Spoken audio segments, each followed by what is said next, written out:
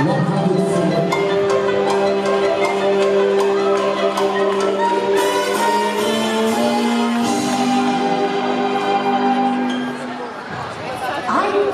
a little trip to Coney Island to get away from all the city sprawl.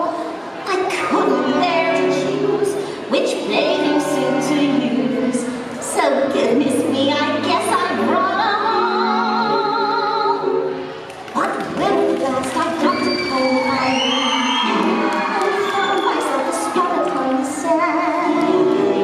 I noticed something strange.